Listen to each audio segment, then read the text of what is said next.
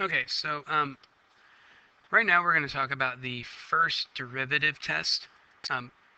This test was designed so that we could identify analytically what the kind of extrema that we would have in our function. So here, based on looking at this function, we can see it, and we can see that we have two extrema, one at A and one at B. We can see here that A is a relative maximum because it is kind of at the top of its own little area, and B is a relative minimum because it's at the lowest part. But without seeing that graph, how could we figure this out? How could we use what we know about algebra and calculus to figure this? Well, they thought of, why don't we look at the slope? The slope is telling us really everything that we need to know.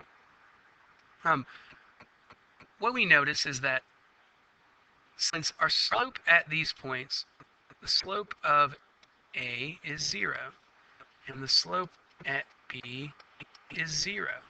Well, on either side of 0 is going to be positive and negative numbers.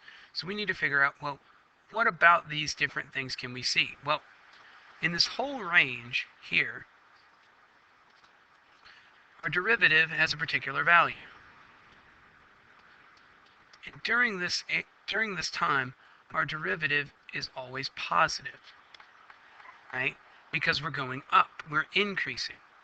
Now, on the flip side, over here, we have our derivative is always negative. And then we have, after this point, again, we have our derivative being positive again. So how does that help us?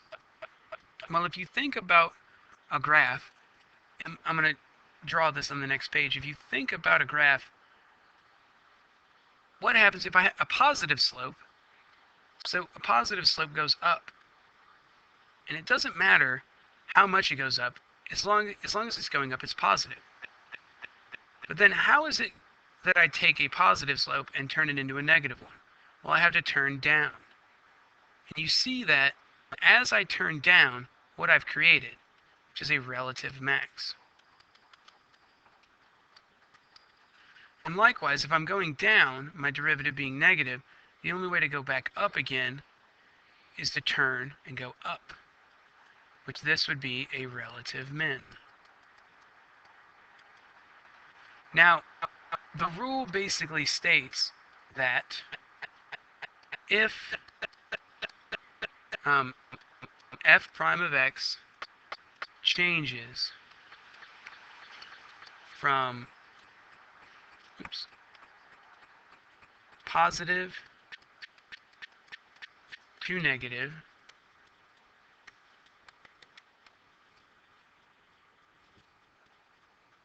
you have a relative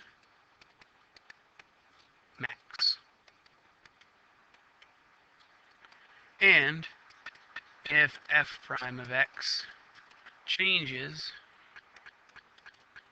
from negative to positive, you have a relative minimum. Now, of course, you need these graphs to also be continuous, but that's the case for pretty much all of these different properties, that you need that to happen. Because it could just skip real quick and not be differentiable, which is what we really need.